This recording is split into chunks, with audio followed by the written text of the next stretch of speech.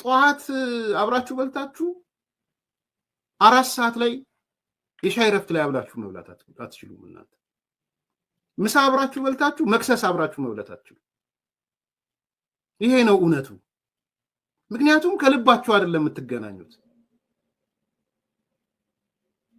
ከልባችሁ አይደለም።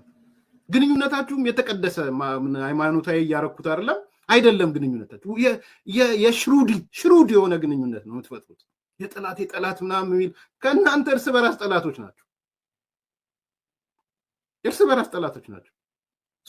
ልክ ህዝቡ ሲጮህባችሁ ትመጡና የአማራ ህዝብ አጽመ ርስቶቹን በተመለከተ የህልውና ትግላችን ለድርድር ከማያቀርባቸው ጉዳዮች አንዱ ነው ትላለህ መተህ።